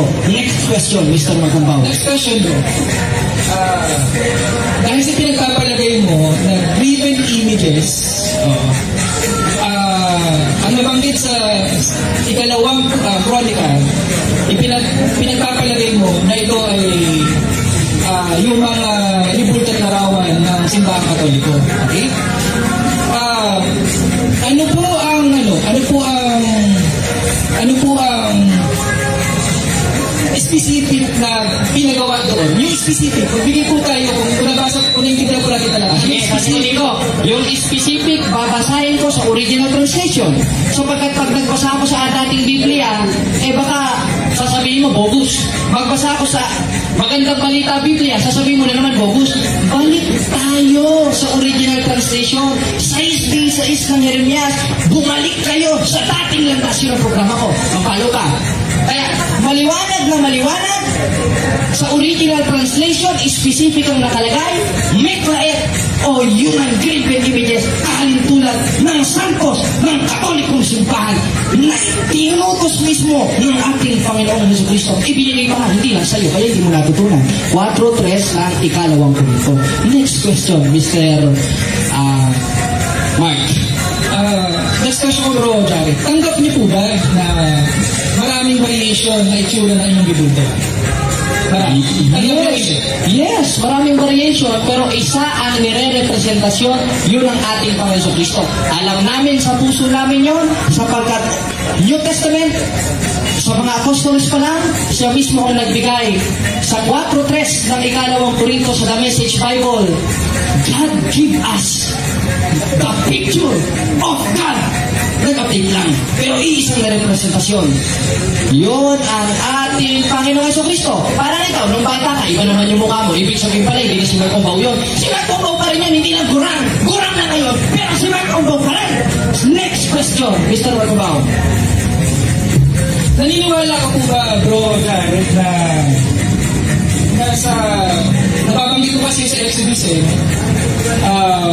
naniniwala ka po ba na yung gintong buya ay iniisip nila na yan yung nakahon sa kanila sa ito? Ano tanong? Naniniwala ka doon. Naniniwala ako, naniniwala ako eh. Pero, hindi kami naniniwala na Santa Maria tagapaglikha. Hindi kami naniniwala na si San Jose tagapaglikha sapagkat iisa lang tagapaglikha na sinasamba namin ayon mismo sa Catechism of the Catholic Church, the Holy Trinity, the one God in three person. Sa papaanong paraan? Sa pamamagitan ng pagsunod sa kanyang utos sa 3:10 ng ikalawang kronika. Huwag ka na pumunta sa Guyang Ginko. Baka mamaya kay Mr. Bean ka na pumunta. Next question, Mr. Marcumbao. Yung mahirap. Tanggap po ba, balik sa tansong ahas, tanggap niyo po ba yung tansong ahas, sinisimbolo po yung cross ni Yahushua? Tanggap niyo ba? Basahin natin. 3:14 ng Juan, at kung paanong itinaas ni Moises sa ilang ahas, na di kalaunan ni sinamba kaya sinira, pero meron dito manifestation ng ahas na yun, nung hindi pa sinasamba in New Testament, sa 3:14 ng Juan, ay gayon rin kinakailangang itaas ang anak ng tao. Sa pamamagitan ng ano? Sa pamamagitan ng kanyang larawan na binigay sa 4:3 ng ikalawang Korinto, The Message Bible. Kanina ko pa pinabasa yan, Mr. Marcumbao. Baka nag-iisip ka lang ng may tatanong mo, kaya paulit-ulit. I am under cross-examination. Ngayong sumang-ayon mo yung sinabi mo. Ngayong sumang-ayon ka, na yung tansong ahas ay sinisimbolo yung cross ni Yahushua. Ayon sa 3:14 ng 1. Ayun, sumasangayon ka. Dahil sumasangayon ka, naniniwala kayong sinisimbolo nung sinamba, pinasira, pinawasak. Naniniwala ka na po. Aba, sinira talaga yun. Pero yung nasa 3:14 ng 1, hindi sinira yun sapagkat hindi sinasamba yun. Dahil maliwanag na maliwanag, our Catholic page 220, we do not worship the saint. Di namin gisimba ang mga balaan sa Cebuano. Sa Tagalog, hindi namin sinasamba ang mga santos at ang larawan ng mga santos. Kaya pinasira yung 3:14 kung ano, yung gintong ahas, kasi sinampe, baka ikaw sumamba ka rin. Sinampe, kaya sinira. Pero ang manifestasyon nung hindi pa nasisira sa 3:14 ng 1, si Kristo na anak ng tao na binigay ang larawan mismo niya sa 4:3 ng 2 Korinto. Kaya Mr. Mark, kung ba wala ka pa mahirap na tanong yan, maaari mag-search ka sa ChatGPT para maipit mo si Brother Jared. Next question. Kunin ko lang po yung posisyon ng Brother Jared. Ba't mo kukunin? Hindi ka naman magkanakaw. Magtanong ka. Objection, moderator. Objection. Wala siyang karapatang kumuha. Masama yan. Ang karapatan mo magtanong kung sa iyong under cross-examination. Hindi kumuha. Okay, tanong ko kayo. Pinagdadaan niyo po ba yung panalangin, pagsamba at papuri sa mga ribulto? Para Hindi sa mga ribulto, kundi sa nare-representasyon ng mga ribulto. Utos? Saan mabasa? 2:1 ng unang Timoteo, ibig ko sana kayo'y manalangin kasama ka doon at mamagitan. Sinusulatan yung mga santos at yung nare-representasyon ng santos na yon ay yung mga kinanonize ng church at yung mga banal na mga nagtagumpay sa 3:12 ng Apokalipsis na mayroong larawan. Gaya ng ginawa ni Josue sa 7:6 ng Josue, nanalangin sa Diyos pero nakaharap siya sa ribulto, hindi ibig sabihin ng sinasamba yung ribulto. Kaya pupunta na tayo sa intercession of the saints niyan eh. Gibain mo yung sinabi ko at nilatag ko sa diskusyon na ang larawan ng mga santo ay hindi Diyos-Diyosan. Pupunta ka na sa intercession of the saints. Baka mamaya sa saint canonization ka na pumunta. Pambihira ka naman bumalik ka sa tema. Kaya nga may kanta, bumalik ka na baby. Kaya balik na. Balik na, Mr. Mark, kung bago sa atong tema. Mr. Moderator, paunawa ko lang yung tanong ko, no? Hindi yata nakuha ng ating. Okay, objection, Moderator. Ang karapatan niya magtanong, hindi sa akin ipaunawa. Tapos na yung pagsasalita mo, ang karapatan mo magtanong sa akin. Because I am under cross-examination. Kaya lang po. May parang objection ko. Pero okay lang. Ang tanong ko, Bro Jared, intindihin niyo po, no? Intindihin niyo. Hindi ko sinasabing yung panalangin, pagsamba at yung papuri ay pinapantungkol nyo sa nire-represent. Ang sinasabi ko, ipinadadaan nyo po ba sa santo yung panalangin, ay yung ribulto at larawan, pinadadaan mo po ba yung panalangin nyo, yung pagpuri nyo at pagsamba nyo para doon na nire-represent, ipinadadaan sa ribulto at larawan para doon na sila nire-represent. Pinadadaan mo sa ribulto? Pinadadaan sa nire-representasyon ng ribulto, hindi sa ribulto. Bakit? Our Catholic page 220, we do not worship the saints. Huwag mo ipaparatang sabi na, sinasamba kita, Santa Maria. Kaya panalangin namin, Santa Maria Birhen, ipanalangin mo kami. Wala kami aral, Santa Maria Birhen, sinasamba kita. Baka ikaw sinasamba mo, pinapasa mo lang sa akin yung obligasyon mo. Magtanong ka, next question. Next question, kung hindi mo ipinadadaan yung panalangin, yung pagsamba at papuri sa ribulto o larawan, kung hindi mo pinadadaan, bakit po kayo lumulubod sa harapan nila? Bakit kinakailan?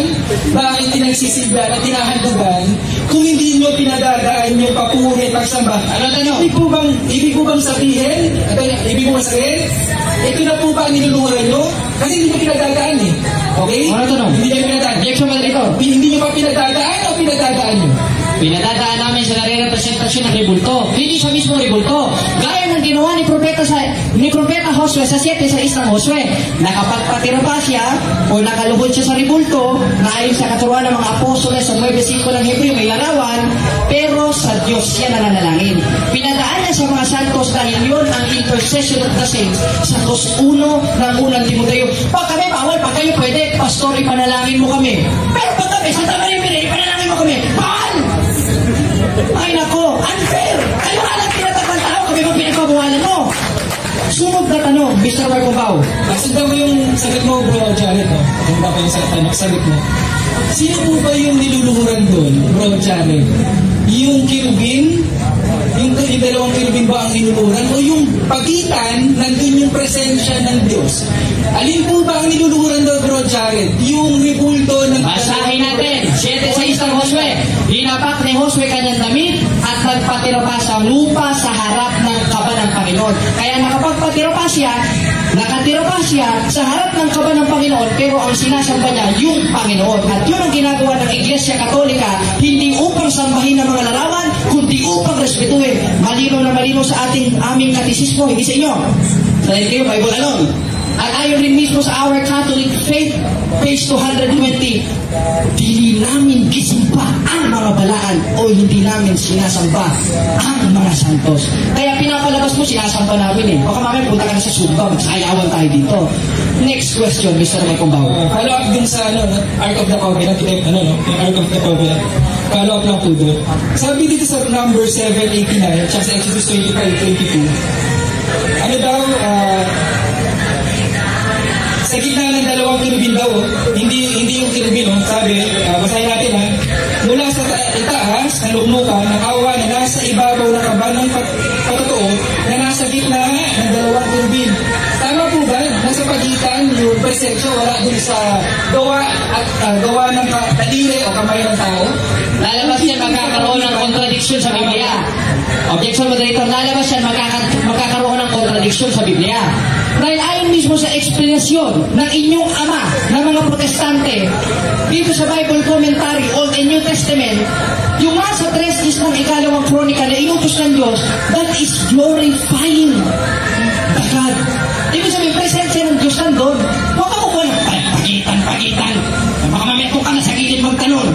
Kaya, gibain mo ang 3 years ng ikalawang kronika, 4:3 ng ikalawang Korinto sa The Message Bible na ang Diyos mismo nag-utos at nagbigay ng mga larawan, ng mga banal na in Hebrew ay meklaet. Huwag ka pupunta kung saan-saan.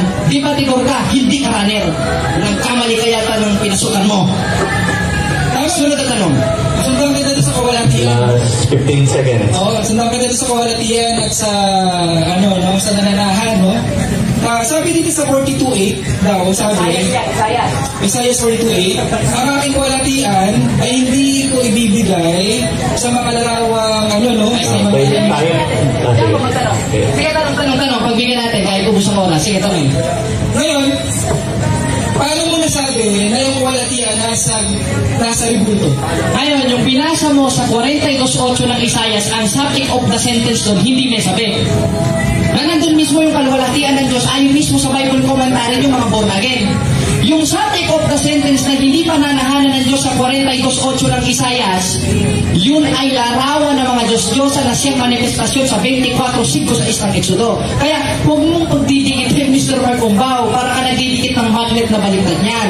Dahil hindi ibibigay ng Diyos ang kanyang kapurihan doon, sapagkat ang subject of the sentence doon in Hebrew ay Pisel, mga Diyos-Diyosan. Iba ang mga Diyos-Diyosan kesa sa larawan ng mga banal na inutos ng Diyos na ayon mismo sa Bible Commentary ng mga born again, ng mga protestante. It is glorifying the deity o ang Diyos. Palakpakan natin ang Panginoon. Okay. Second stand, rebuttal, 10 minutes. Proceed. Okay.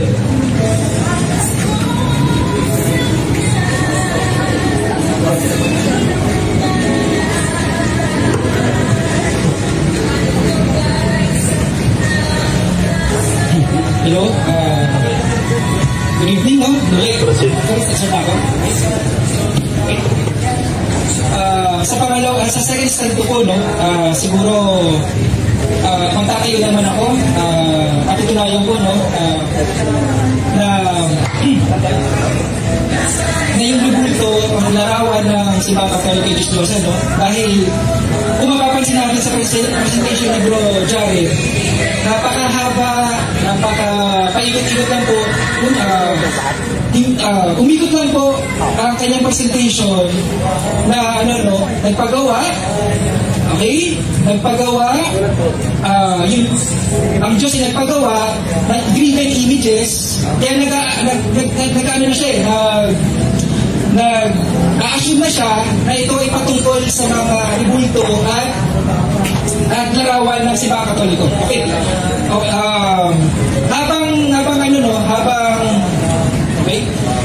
Habang pinamamalian ko yung mga pahayag ni Bro Jared, okay?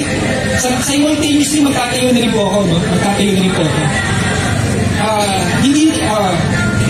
Bibigyan din ko yung nabanggit ni Bro Jared na kawalhatian, tumatahan, yung pagluhod, yung graven images, lahat po yan ay dadaanan natin, no?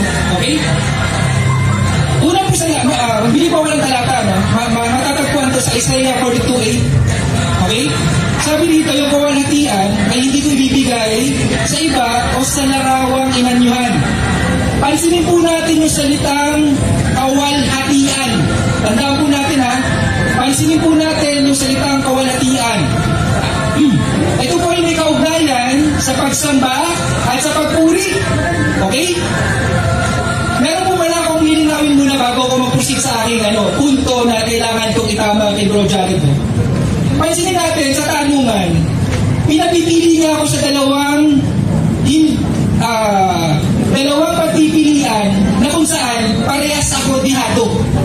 Kaya ako nagpas. Kung sa kanya, malinis ang konsensya niya, hindi pandaraya yun, okay lang. Hindi naman ako dito pumunta para manalo. Okay? Hindi ako naparito para manalo. Kundi ang layunin ko, maibahagi ang salita ng Diyos. Okay? Kung gagamitin ako ng ganong technique na papipiliin ako sa dalawang pagpipilian o options na kung saan parehas dihado ako, ay natural magpapasta lang ako. Kasi wala tayong rule dito na meron akong 10 seconds para hindi pumili sa categorical at mga tuwiran ako bakit ako hindi pumipili sa categorical. Kaya nawalan ako ng gana sumagot, sa totoo lang. Pero okay lang, siguro, hindi naman siguro intention ni Bro Jared, no? Na gumamit ng mga technique na hindi tama, no? Pero okay lang naman. Okay. Balik ako sa kawalatian, Ano po ba ang kawalatian? May kaugnayan ito sa pagsamba at pagpuri. Pinanong ko siya tungkol sa adoration, tungkol sa veneration. Napansin niyo ba sumagot? Hindi ito sasagot. Bakit? Ito yung simple, magaling na pandaraya ng demonyo. Ha? Bakit? Ang pinag-uusapan natin, Diyos-Diyosan. Pinag-uusapan natin, Diyos-Diyosan. Wala po ba sa topic ng adoration ang pagsamba? Wala po ba ang veneration sa Diyos-Diyosan? Ang malinaw diyan, umiiwas. Ang malinaw dyan, umiiwas. Ngayon, ano po? Okay? Ang sabi dito sa Romans, bigyan ko ang talata para maintindihan natin yung salitang kawalatian. Sabi dito sa Romans 1:21 and 23, sabi sa 21 kahit kilala nila ang Diyos, namnamin po natin yung talata, no? Isa itong pagkain, spiritual. Itong salita ng Diyos, pagkain natin spiritual. Namnamin natin, kahit kilala nila ang Diyos, sila hindi niwalhati, nilagulat sa Diyos. Bakit daw? Bakit daw hindi nila niwalhati? Bagamat kilala nila ang Diyos, hindi niwalhati. Baba tayo ng 23. Sabi, pinalitan nila ng kawalatian ng Diyos na hindi nasisira ng isang katulad na larawan ng tao na nasisira. Okay? Ano ang mensahe ng talata? Ha? Paano ba pinalitan nila ang kawalatian ng Diyos ng nasisira? Paano? Malinaw yan sa verse 21. Okay? Bagamat kilala nila ang Diyos. Malinaw, no? Bagamat kilala nila ang Diyos, sabi sa 25, sinamba nila yung nilalang. Ha? Ano po yung nilalang? May idea po ba tayo paano yung nilalang? Ito po yung libulto at larawan na nababanggit sa verse 23. Ano yung sabi sa 23? Ha? Ano yung sabi sa 23?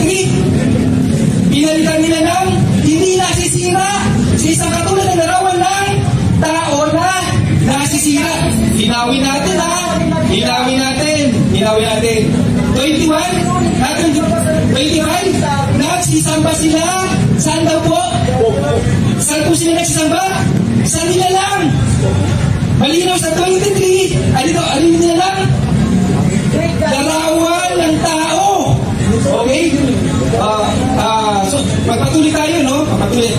Alalahanin po natin, damdamin po natin ito salita ng Diyos, no? Gaya ng isang pagkain.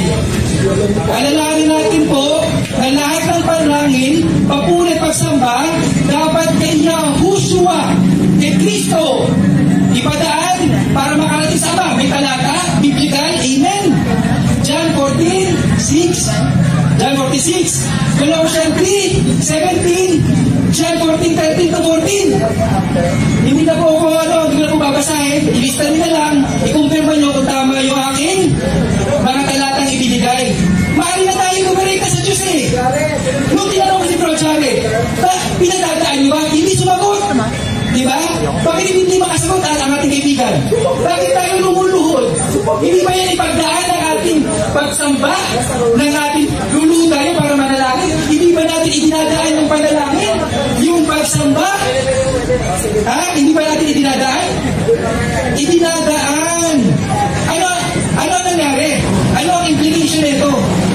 Yung kuwalhatian ng Diyos, yung kuwalhatian ng Diyos, pinapalitan ng nasisira. Bakit? Sino daw ang kuwalhatian ng Diyos? Sa Hebrew 1:3, sino daw ang sinag ng kuwalhatian? Si Yahushua. Kaya si Yahushua ang dapat nating idaan ang panalangin, idaan ang pagsamba, idaan ang papuri. Bakit po dapat natin idaan yung panalangin natin kay Kristo? Kasi siya ang daan. Siya ang katotohanan at siya ang buhay. Sino daw yun? Sino ang daan? Sino ang daan? Ang daan ay si Yahushua. Ano ibig sabihin ng siya ang daan? Hindi po ang nibulto. Na para idaan natin yung ating paghalik-halik, yung ating pagluhod-luhod, yung ating pagsisibi. Hindi. Sabi, binigyan na mas magandang talata. Sabi sa John 4:24, ang Diyos daw ay Espiritu. Ang Diyos ay Espiritu. Okay? Sabi daw, sambahin siya sa Espiritu at katotohanan. Ano ang ulungan ng ng pagsamba sa Espiritu? Hindi nakikita. May talata? May talata? Yes, amen. May talata. Colossians 1:15. Si Kristo ang larawan. Siya pala yung larawan, hindi ito. Hindi yung huwag na may tanggap ni Bro Jared, no? Tanggap ni Bro Jared. Umamin. Ha? Ano yung namin ni Bro Jared? Maraming variation ang mukha ni Kristo. Maraming variation ang mukha ni Kristo. Ano ibig sabihin? Ang sabi dito, sampahin si Espiritu at katotohanan. Espiritu hindi nakikita. Sa Colossians 1, si Kristo ang larawan ng Diyos na hindi nakikita. Hebrews 11:1, ano sabi? Ang pananampalataya daw ay katinakan na mangyari ang ating mga inaasahan at paninindigan tungkol sa mga bagay na hindi nakikita. Yan ang pananampalataya eh. Hindi visual aids. Hindi aalalahanin natin ng Diyos sa nakikita natin. Okay? Hindi sa nakikita natin. Kung hindi saan? Sa Espiritu Santo patnubay sa pamamagitan ng pananampalataya. Okay? Ano ang kahulugan naman? Punta naman, musin naman tayo sa pagsamba sa katotohanan. Okay? Sa pagsamba ng katotohanan. Okay. Okay? Time na ba?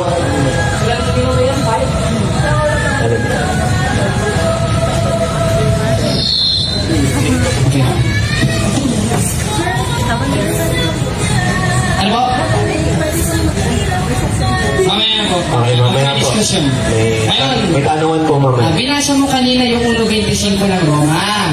At hanggang 23, hanggang 22, na pinalitan nila ang katotohanan ng Diyos ng kasinungalingan. Ngayon, sa paanong paraan? Sa pamamagitan ba ng paggawa ng larawan o sa pamamagitan ng pagluluto ng lugaw? Categorical. Tanong. Next question. Ngayon, mamadaliin natin ang tanong, Mr. Umbao, para masagot mo. Sa papaanong paraan pinalitan ng mga taga-Roma sa 1:22, 23, 25 ang kaluwalhatian ng Diyos? Sa pamamagitan ng paggawa ng larawan o sa pamamagitan ng pag-breed ng aso? Kategorikal. Sa ano, no? Sa paggawa ng larawan. Ayun, salamat. Dahil yung ang purpose nila ng paggawa ng larawan para ipadaan yung papuri at pagsamba at panalangin. Okay? Ito po ay pinalitan nila si Kristo. Yung role ni Kristo na kung saan siyang buhay, katotohanan at ang daan, pinalitan ng larawan. Okay, sunod na tanong. Ngayon, kung sa pamamagitan ng paggawa ng rebulto, pinalitan nila ang katotohanan ng Diyos ng kasinungalingan sa 1:25 ng Roma. Sa 3:10 ng ikalawang kronika, ang Diyos nag-utos na magpagawa ng larawan. Ibig sabihin ba nun, pinalitan ng Diyos ang sarili niya o pinalitan mo ang sarili mo? Kategorikal. 1, 2, 3. Pinalitan niya yung ano, no? Yeah. Yung unang option, no? Bakit? Kasi ito ay guni-guning interpretasyon ng ating katunggalit na nagpagawa. Director, huwag kang sabihin guni-guni.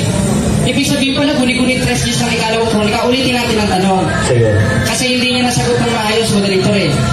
Kung sa pamamagitan ng paggawa ng larawan, pinalitan nila ang katotohanan ng Diyos ng kasinungalingan. Sa 3:10 ng ikalawang kronika, ang Diyos nagpautos na gumawa ng larawan. Therefore, ang Diyos pinalitan yung sarili niya o pinalitan ni Mark Umbao ang damit niya? Kategorikal. Pinalitan niya yung sarili niya dahil, bakit? Bakit ko tinitindigan ito? Dahil wala akong mapagpipilian na tamang option, no? Pero ba't pipiliin ko yun? Dahil pipiliin ko yun dahil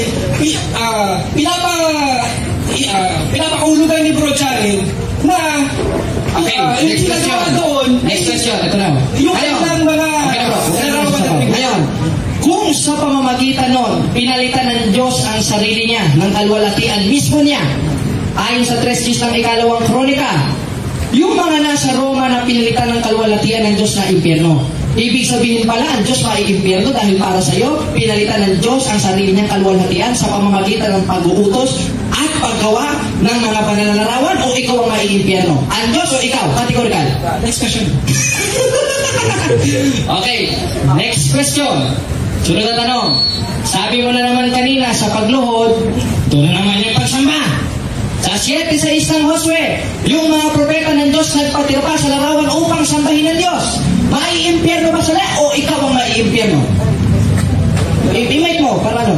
Wala akong pipilian. Next question. Next question na naman. Graduate ka na. Sunod na tanong. Sa Catechism of the Catholic Church o sa katisismo para sa mga Pilipinong Katoliko, sabi mo kasi kanina, pinalitan ang kaluwalhatian ng Diyos ng kasinungalingan. Anong paragraph, anong page mababasa na sinabi mismo sa official doctrine ng Catholic Church na pinalitan ng simbahang Katoliko ang kaluwalhatian ng Diyos? Basa. Okay. Meron o wala? Meron sa kanilang... Basahin mo. Objection, Moderator. Okay. Objection, Moderator. Ipabasa mo sa kanya. Pag walang nabasa, tayo na sa diskusyon. Okay, showdown po ito, no? Hindi ko po sumayon na. Hindi ko sumayon. Moderator, mag-rule kayo. That is your obligation. Okay. Ngayon, sabi niya, pinalitan ang katotohanan ng Diyos ng kasinungalingan. Saan mababasa sa mismong official doctrine ng Catholic Church, sa Tagalog, sa English, na pinalitan ng Iglesia Katolika ayon mismo sa official na doktrina ang kaluwalhatian ng Diyos? Anong paragraph magbigay ka? Babasahin natin. Pag walang nabasa, sinungaling ka talaga. Next question. Ngayon, kung walang nabasa, tinatanggap mo ba na wala kang napatunayan o maiimpyerno ka? Kategorikal. Next question. Sumayan. Ngayon, sunod na tanong. Sunod ulit na tanong. Sabi mo, larawan ng mga Juan, ang larawan ng mga santos. Saan mababasa si Santa Maria Juan? Sige, next question. Next question. Saan mababasa si San Jose Juan? Next question. Saan mababasa si Maria Magdalena ay Juan? Next question. Next question. Saan mababasa si San Miguel Arcangel ay Juan? Next question ulit. Ayun, last question. Saan mababasa letra por letra. Sabi mo kasi, hindi larawan ang mga huwad. Saan mababasa na si San Pedro, San Pablo, San Gregorio, lahat ng santo ay huwad, kapitulo, versikulo? Saan mababasa? Wala. Wala na naman. Palakpakan natin ang Diyos.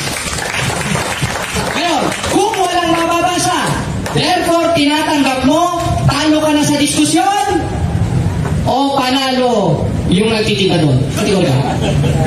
Next question na naman. Ngayon, sa 3:15 ng unang Pedro, ang tungkulin ng Kristiyano sumagot sa tanong, tinatanggap mo ba na hindi ka Kristiyano o kaanib ka ni Satanas sapagkat hindi ka marunong sumagot sa tanong? Kategorikal.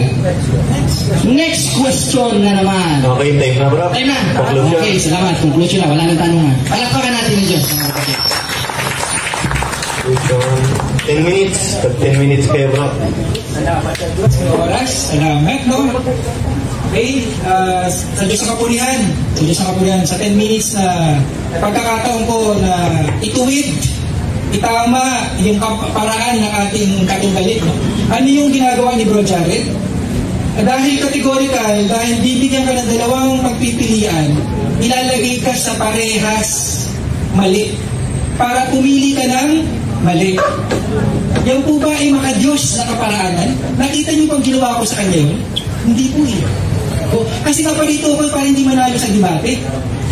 Naparito po ako para ipamulat, iparating, ipaunawa ang kanyang salita. Okay? Ano po ang salita niya? Okay? Sabi niya, lumabas po sa bibig mismo ni Kristo, no? Lumabas mismo sa bibig ni Kristo. Malin?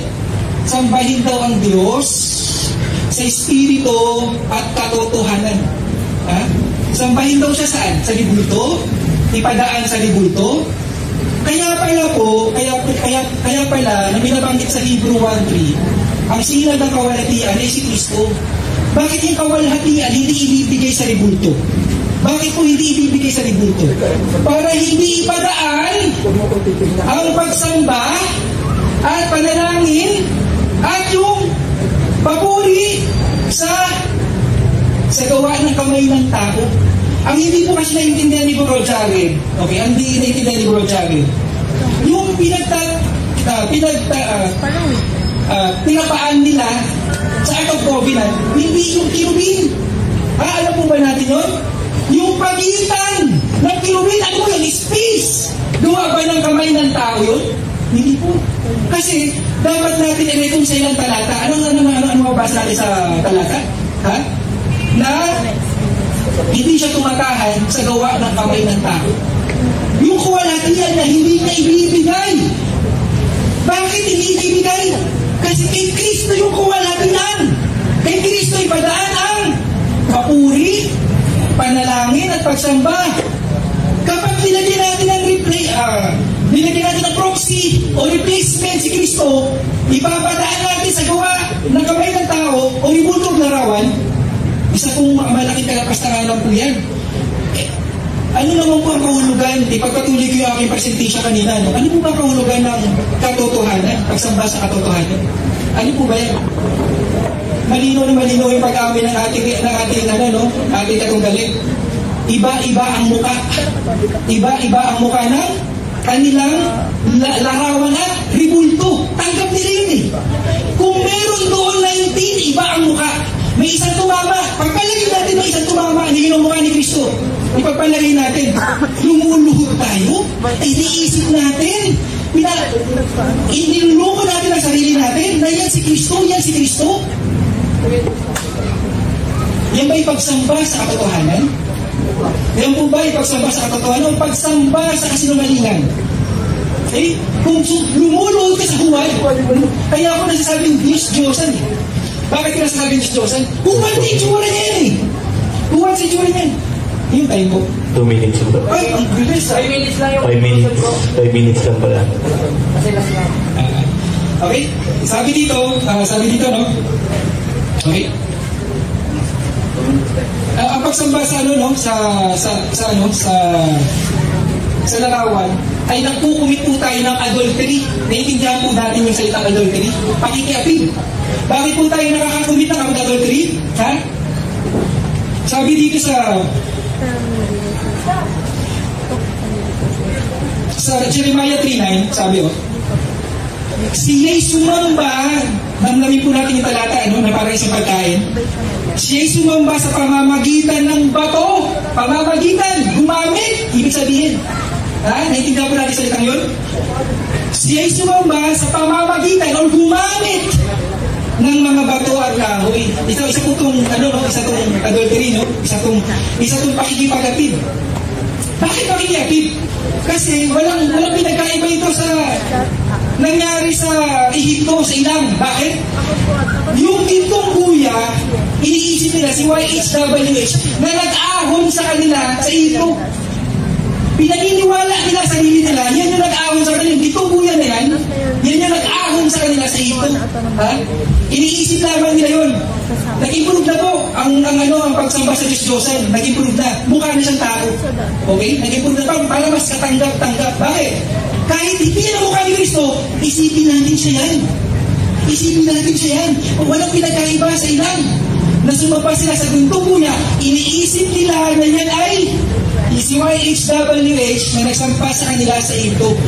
Kaya mga kapatid, sayang nagulat ako, 10 minutes biglang binawi ng 5 minutes na. Ngayon, anong maintindihan natin? Ito na lang po, maaaring hindi ko naihayag ng maayos dahil sa hindi ko na-expect yung rule ay pabor sa technique na gagamitin ng ating katunggali. Pero pagkamat ganun pa man, okay lang, hindi babalik po ang salita ng Diyos. Sabi sa Isaiah 55:11, hindi babalik ang salita ng Diyos na walang pakinabang sa kanyang pinagkasubuan. Okay? Kaya mayroong salita ng Diyos na papasok sa mga puso ng bawat isa dito na maaaring 2 years from now, bukas, o susunod na taon, mamumunga to.